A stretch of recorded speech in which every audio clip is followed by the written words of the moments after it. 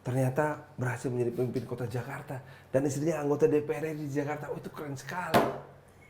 Udahlah urusan Bandung sampah semua gue ngurus tenang aja. Oke. Tapi kan Jakarta, Ridwan Kamil kan mabok kalau ntar suruh ngelawan Pak Anies sama Pak Ahok.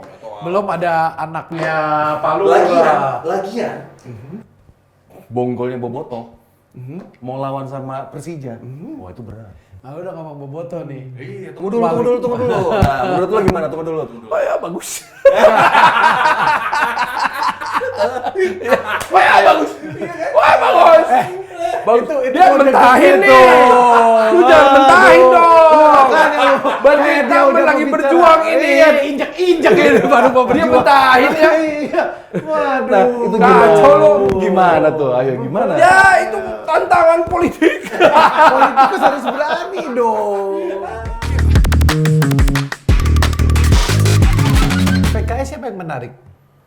Ada dua orang yang sangat menarik sebetulnya. Ada dua orang yang gue kenal, yang udah ngobrol. Satu, Kang Haru Suwandaru. Oke. Yang kedua, Umi Odet. Oh, Gitu. Kenapa saya sebut duluan Kang Haru Suwandaru? Karena memang budaya, kita harus menghargai karakter dan budaya dari teman-teman di PKS. Sebut Kang Haru dulu, baru Umi Odet. Jangan sebut kembali. tapi Kang Haru bukannya mau provinsi? Kang Haru itu kan punya potensinya banyak. Beliau berpotensi menjadi calon gubernur. Iya. Tetapi kalau Pak Ridwan Kamil datang ke Jawa Barat, itu juga layak dilamar sebagai wakil gubernurnya. Ridwan Kamil. Itu menarik. Makanya tadi gue dalemin juga tuh bininya Ridwan Kamil.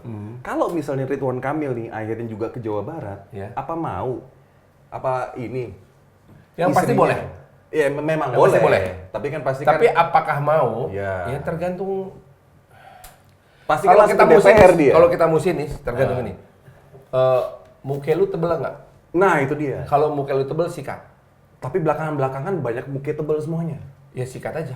Oh, Ya tapi kan masih seru di Jakartanya. Iya. Ridwan Kamil di Jakarta. Soalnya gini, kalau di Jawa Barat itu kepercayaan nepotisme dan dinasti itu masih tebel banget. iya. Nah, Kan karakter Banten sama Jawa Barat sama ya. ya. Nah kita di Jawa Barat itu beranggapan apabila papanya adalah seorang pemimpin melahirkan istri dan anak yang juga pemimpin, alangkah sempurnanya hidup ini. Iya. Kang, gini Kang. Yes. Ini kan acara belak-belakan. Ya. Ini biar semua orang tahu. Lo tuh mengharapkannya pasangan lo siapa sih? Lo mengharapkannya Ridwan Kamil ke Jakarta atau Jawa Barat? Fair-fairan aja biar semua denger. Saya mengharapkan beliau ke Jawa Barat. Oke. Mengharapkan Supaya supaya istrinya jadi wakil saya aja. Supaya karena saya yakin lah bagaimanapun juga kan gitu. kan udah didengerin tuh semuanya. Gitu, Iya. gitu. Tapi kalau ternyata rakyat menginginkan Pak Ridwan Kamil di Jakarta, ya silakan aja. Iya, Kalaupun iya. kemudian nanti Pak Ridwan Kamil didampingi oleh Ketua Umum PSI gitu, Pak Kaisang, ya bagus juga Oh, gitu mah. Oke. Ikut aja lah. Ikut ya. aja ya. Oke.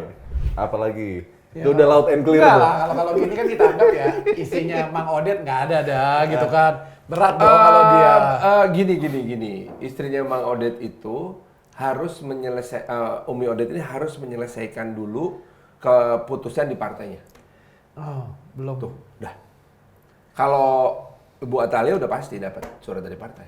Udah clear, gue tahu banget.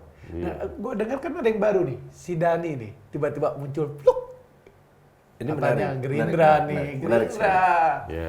Jadi Gerindra itu keren kalau menurut gue. Dia menempatkan orang-orang baru yang kita nggak pernah sangka. Iya. Kemudian dibukalah dengan latar belakang bahwa ini adalah didikannya atau asistennya atau Atau- ajudannya Pak Prabowo. Jadi dia adalah murid-murid atau anak-anak ideologis Prabowo. Muncul di Wajar, mana nih? kalau gue sebagai partai penguasa akan melakukan hal seperti itu. Iya. Karena apa? Supaya presiden gue ini dari gubernur sampai ke kota kabupaten terjaga programnya. Iya, Ya kan? iya, Nah, iya. pertanyaannya adalah apakah elektabilitasnya sampai apa enggak? Karena kalau dalam pilkada tantangannya adalah sekuat apapun sebuah partai, ketika sosoknya nggak cukup kuat, selesai Pak. Resikonya tinggi untuk menang.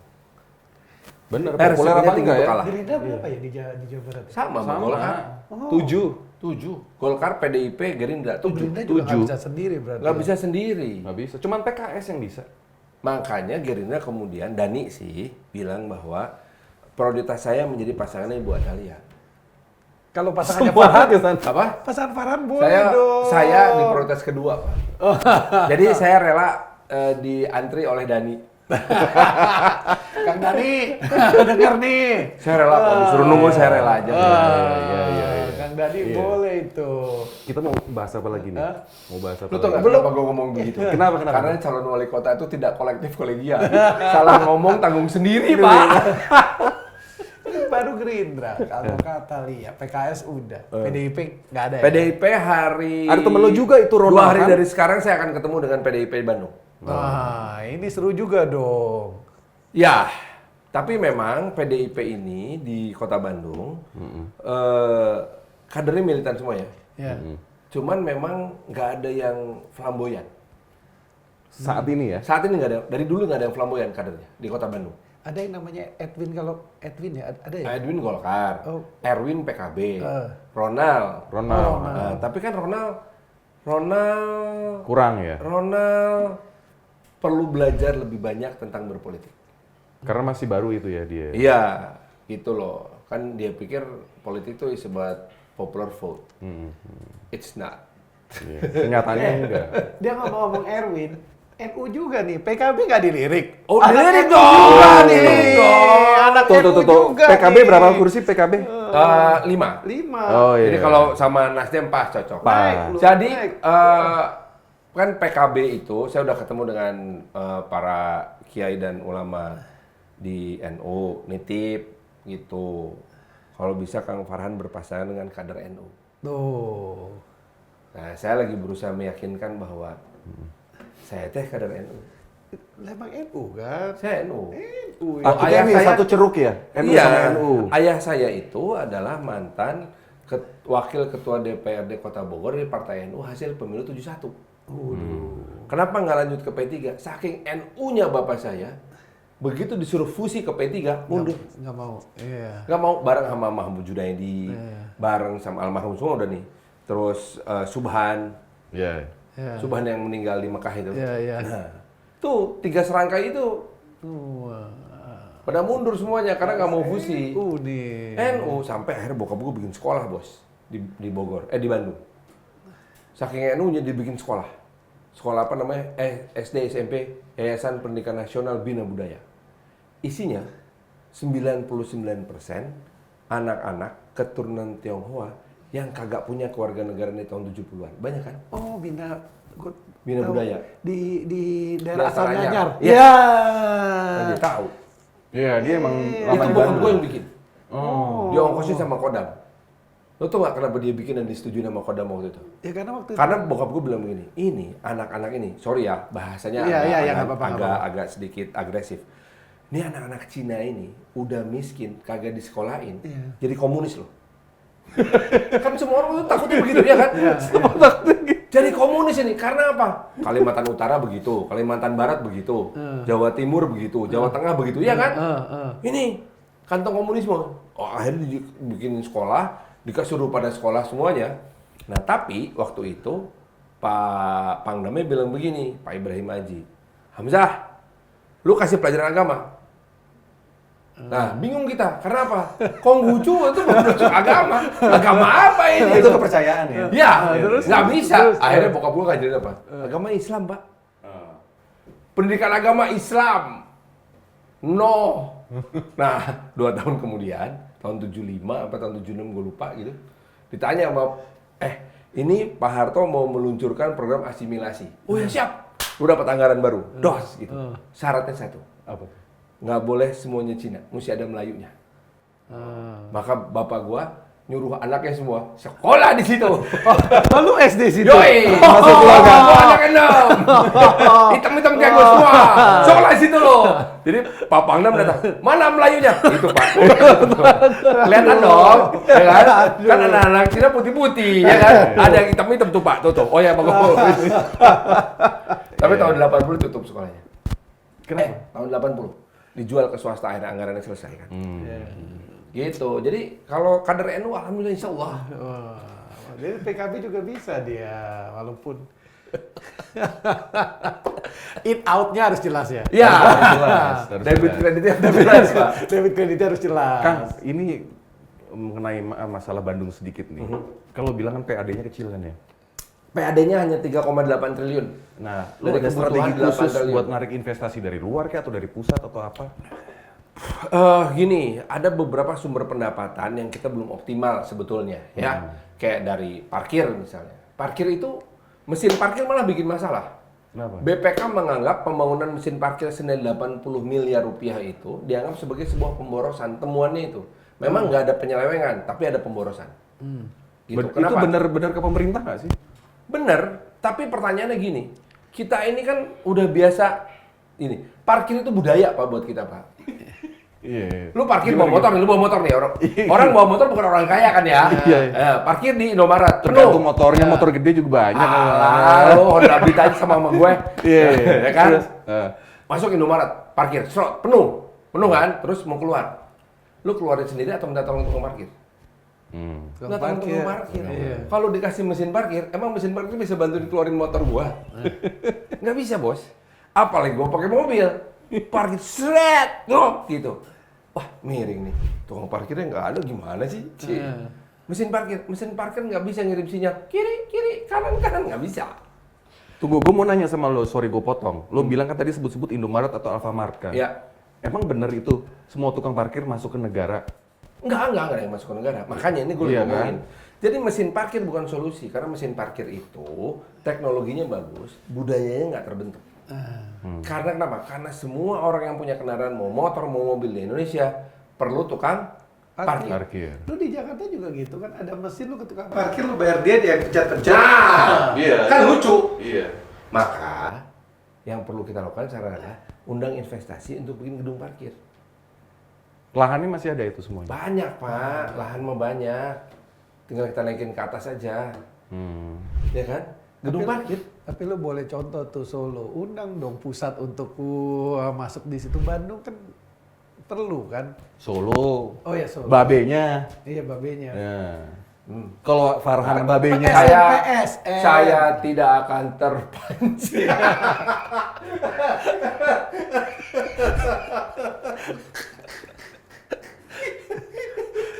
Kita bicara kalau PSN di Solo kan Bang. Iya. PSN di Bandung tuh ada 2 sekarang yang lagi kita kejar. Yang pertama LRT di sekeliling Bandung Raya di bagian timur kota Bandung, dan jalan tol dalam kota Bandung yang nyambung dari Pasteur sampai Gede Bage. Itu ring 2, ring satunya kan dari Padalarang sampai ke Cileunyi lewatin Gede Bage. Nah ini dari Pasteur sampai ke Gede Bage. Itu turunnya di mana? Bagus banget tuh kalau ada tuh ya. Ada, tapi elevated semua. Iya. Elevated semuanya. Belah Supratman gitu. Belah Supratman, Ciputra, terus Sampai Gede Bage. nanti di daerah apa itu penjara tuh Sukamiskin, Iya, Sukamiskin. belok kanan, masuk sana. Wah. Gitu bos. Lumayan. Gede itu. Itu 2 PSN yang akan dikejar dalam 5 tahun ke depan. Oh itu. Gitu. Butuh wali kota. Iya. Nah sekarang kalau untuk program pendidikannya? Pusing sih. Pusing, Mbak. Lu tau gak gue mau apa? Ini belaga gila aja nih ya.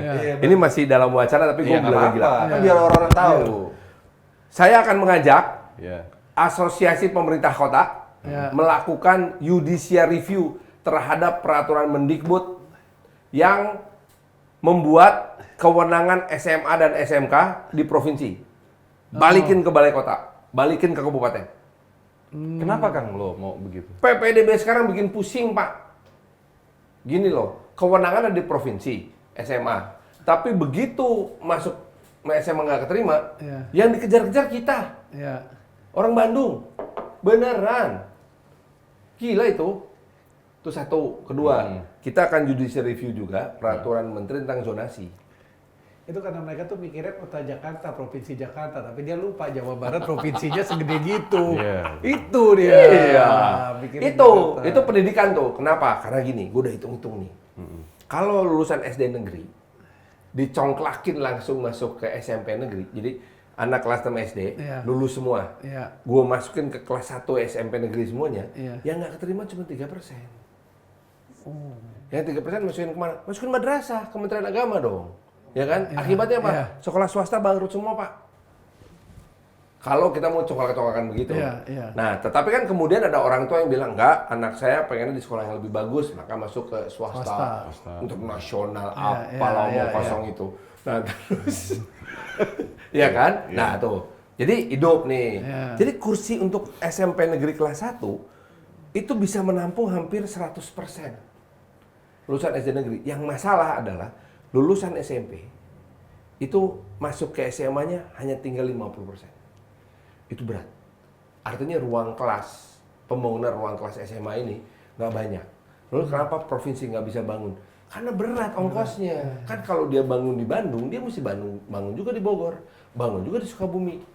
Udah balikin ke kita semuanya. Kita yang bangunin ntar semuanya. SMA itu. Jadi di setiap kecamatan minimal ada 1 SMA negeri. Minimal. Dan itu akan menambah daya tampung. Sehingga zonasinya masuk akal. Gitu Pak, itu kerjaan politik lah. Judicial review itu sesuatu hal yang menarik sebetulnya. Ya itu ada wacana seperti itu arahnya ya. Yes. Kalau misalnya lo kepilih di situ kan. Yes. Pengalaman anggota DPR. Oh, bisa iya. ngomong judicial review dia. Dulu dia mah ngomong gitu dia. Mayan lah. Dan tadi itu yang saya tawarkan buat Alia. Buat Alia, Anda bisa melakukan perubahan.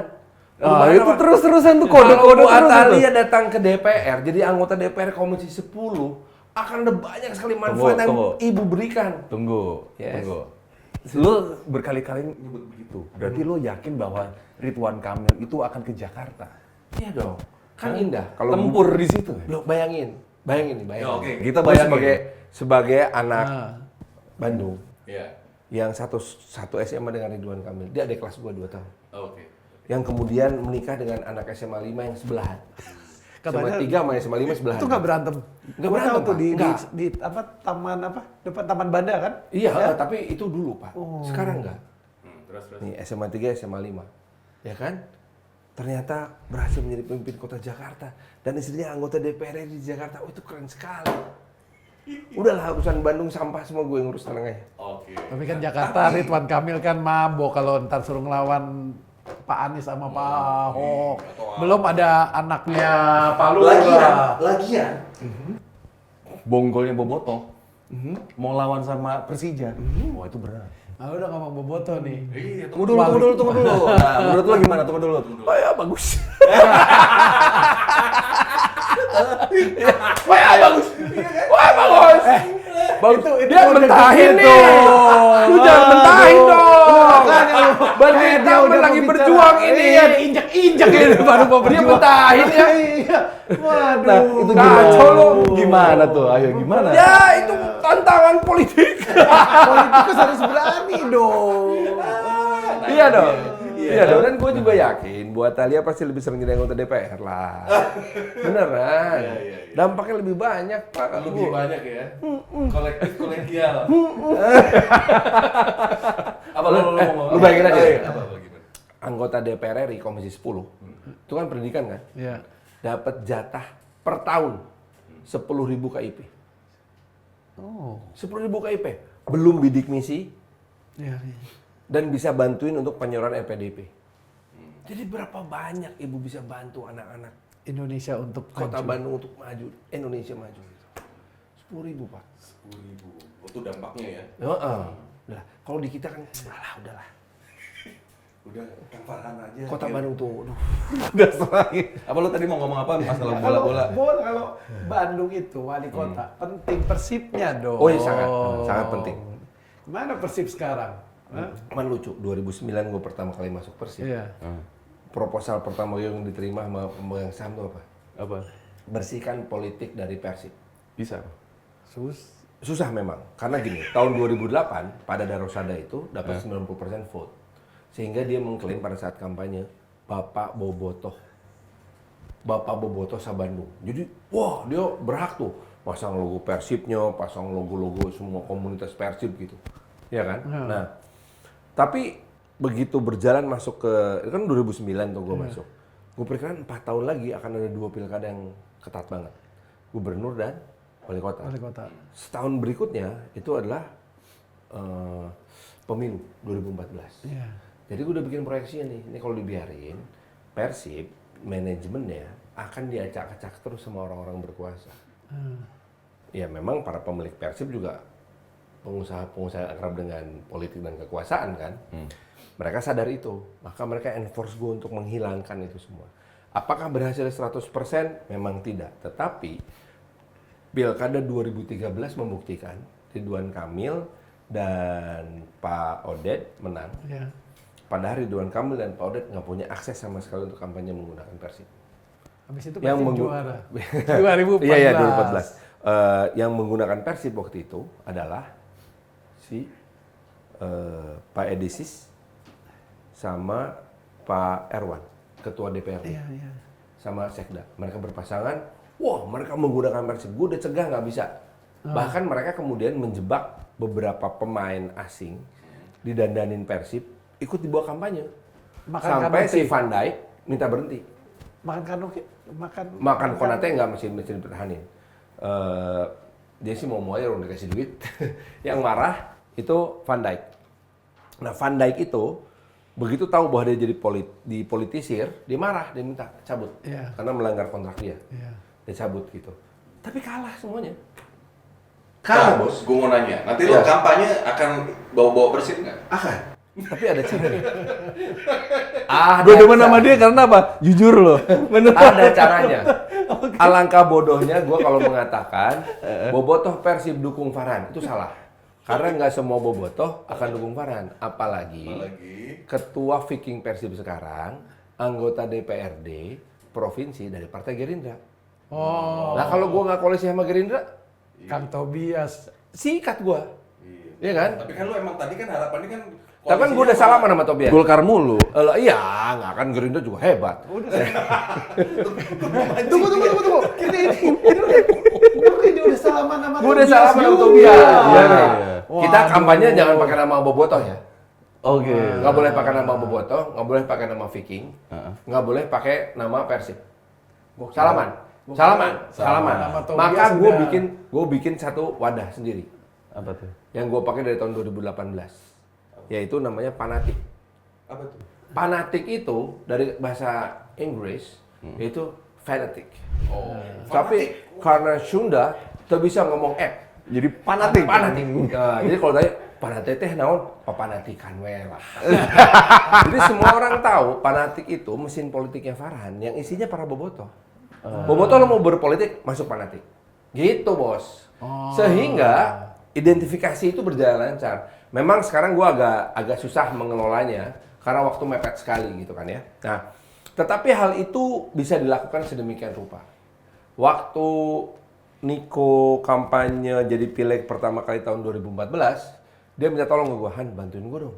Persib gimana caranya bisa jadi pendukung gua. Nah, maka gua bilang lu harus identik dengan Persib. Caranya ini jadwal pertandingan, lu datang. Jangan sampai enggak dan jangan di VIP. Iya. Kang, berarti Ada yang bilang ada politik di sepak bola, ada sepak bola dalam politik. Itu Ya, bener dong? Bener dong. Oh, bener. Bener banget. Itu bukan mitos ya dari Bukan dulu mitos. juga. Gini deh. Anggota Exco AFC salah satunya itu dari Kamboja. Lo lihat ranking Kamboja dibanding Indonesia gedean mana? Indonesia. Ya tinggian Indonesia. Iya. Tapi kita nggak punya Exco di AFC. Karena apa? Kita kalah berpolitik dalam pemilihan Exco itu. Kan pemilihan Exco itu pemilihan Exco ya kayak pemilihan anggota DPR, bos. Ya, tapi kan kalau politik praktis yang seperti ini Di dalam negeri. dalam negeri lah. Artinya gini, AFC, FIFA, AFF Iya, itu adalah lembaga politik yang ngurusin sepak bola. Iya. tapi di Konoha Udah jadi ketua PSSI. Itu nggak pernah loh bisa nembus. Hei, PSSK. Oh PSSI. PSSK. PSSK. itu gagal juga jadi cawapres. Ayo lo. Kayak Farhan gimana? Ada komentar? Nggak ada, ya itu kan beda negara saya nggak tahu. Padahal ya terakhir tadi gua mau bicara tuh dia kan komisi 1 nih. Sebenarnya kan banyak gosip-gosip yang seperti itu yang dia belum cerita buat kita sama temen-temen nih. Buat pelajaran di Iya, Konoha. buat selesaiin sepak bola. Iya. Oke. Maka sepak bola itu harus dibersihkan dari namanya politik. Dalam dunia Kita kasih ini, sepak bola. dalam dunia sepak bola itu dijauhkan dari politik, tapi bahwa di dalam kancah sepak bola ada politik, itu biasa. Itu biasa. Karena apa? Siapapun yang berani ngurusin sepak bola di Indonesia, itu pasti bukan orang sembarangan. Either dia punya kekuasaan, atau dia punya massa, atau dia punya duit. Dan banyak. Maka dengan demikian, orang yang punya duit, punya massa, punya kekuasaan, itu pasti orang berpengaruh. Dan itu terjadi. Sepak bola itu seksi banget makanya nih. Sangat. Bagi politisi ya? Yes. Eksekutif komite PSSI, bos. Exco, Gila, ya. Exco itu gila ya, itu permainan politiknya luar biasa. Nah, tetapi kalau kemudian kita melakukan yang namanya penunggangan sepak bola untuk kepentingan politik praktis, itu udah nggak laku. Nggak jalan, ya. Itu udah nggak laku. Itu gue ingat zaman dulu itu ada Kediri kan. Nah, itu betul. itu contoh paling. Ya, Persik Kediri itu Persik contoh Kediri. paling benar Ya, ya. wali Bagaimana kotanya wali akhirnya kotanya abis-abisan. Terus? ditinggal pendukungnya, Iya. nggak jadi apa-apa. Nah, jadi artinya sekarang ini kita menggunakan metode kekuatan dan kemampuan politik kita untuk memenangkan tim kita. Itu baru dihargain, Pak. Caranya seperti apa? Misalnya nih, Misalnya. gimana caranya supaya Piala Presiden 2024 ini tuan rumahnya Bandung.